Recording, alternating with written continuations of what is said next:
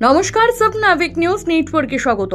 নারী ও শিশু নির্যাতন বিরোধিতায় মঙ্গলবার পশ্চিমবঙ্গ রাজ্য বিধানসভায় পাশ হল Aparajita women and child West Bengal criminal law সংশোধনী বিল 2024। এই বিলকে কেন্দ্র করে সকালবেলা উত্তাল হয়েছিল বিধানসভা। সেই প্রসঙ্গে এবার প্রতিক্রিয়া দিলেন সোদপুরের নির্যাতিতার বাবা মা। মেয়েরা 12 ঘন্টা ডিউটি করবে, ছেলেরা 24 ঘন্টা ডিউটি করবে, এটা তো মেয়েদের আরো ছোট করা হচ্ছে। এটা তো একটা বৈষম্য আনা হচ্ছে। এটা কেন করা হবে? এই বিলকে আমি কোনো মতেই সমর্থন করি না, জানলেন নির্যাতিতার মা। না না, ওটা আমি প্রতিবাদ জানাই। আজকে একটা ডক্টর যে যারা পড়ছে তারা কি ছেলে কি মেয়ে এটা বিচার করা উচিত নয়। ছেলেরা 12 ঘন্টা মানে মেয়েরা 12 ঘন্টা ডিউটি করবে, ছেলেরা 24 ঘন্টা ডিউটি করবে, এটা তো মেয়েদের আরো ছোট করা হচ্ছে।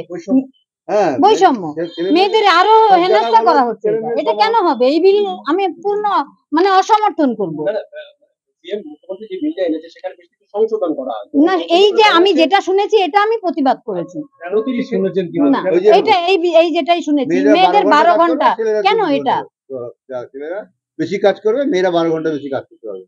আজকে যে এখানে এই যে অনেক যে মেয়েরা আছে তাদের হয়তো রাতে 10টার সময় 11টার সময় ইন্টারভিউ কারোর প্রয়োজন পড়তে হবে, যাবে না সেখানে? তাহলে তাদের চাকরি ছেড়ে দিয়ে বাড়িতে বসে থাকতে হবে। তার বৈষম্য তো এখানে তো ছেলে মেয়ের বৈষম্য উনি দেখিয়ে দিচ্ছে। এটা তো অবশ্যই সরকারের অক্ষমতা।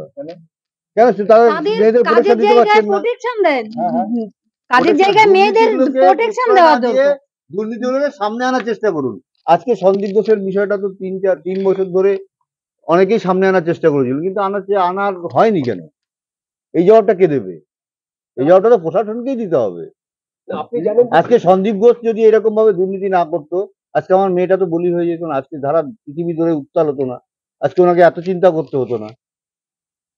আজকে যে বিলটি আনা হয়েছে, মুখ্যমন্ত্রী বলছেন যে ভারত ন্যায় সংহিতা যেটা আছে সেটাকে বেশ কিছু পরিবর্তনের মধ্যে অন্যতম হচ্ছে যে প্রত্যেকটি ক্ষেত্রে মৃত্যুদণ্ড তিনি চাইছেন, মানে এটা প্রস্তাব রেখেছেন। সেটা রাখতেই পারেন, সেটা তো আমি বললাম, সেটা উনি আগে তো নিরাপত্তা দিতে হবে, পরে তো আসবে ওটা যে ধর্ষণের ফাঁসি করে যে ধর্ষক তাকে বের করতে হবে। আগে তো তাদের সুরক্ষা, কাজের জায়গায় সুরক্ষা আগে, তারপরে ওসব। আগে ধর্ষক সুরক্ষা চাইছেন, মেয়েদের নিরাপত্তা, ছেলেদের, এমনকি শুধু মেয়ে বলে নয়, যারা কাজের জায়গায় সবার সুরক্ষিত যেন হয়, এটাই চাই। এখন তো আমরা আর্থিক সম্বন্ধে নানান কথাবার্তা শুনতে পাচ্ছি, এগুলো আমাদের খুব মনে কষ্ট দিচ্ছে। এই যে অনেক ঘটনা ঘটেছে আগে, যে সমস্ত সেগুলো এই দুষ্কৃতীদের কাজ ছিল। আজকে যে দেখতে পাচ্ছি কিছু কিছু ডাক্তার, তারা ডাক্তার নয়, তারা দুষ্কৃতী, এবং তাদের কি করা হচ্ছে এইভাবে দুষ্কৃতী হিসাবে।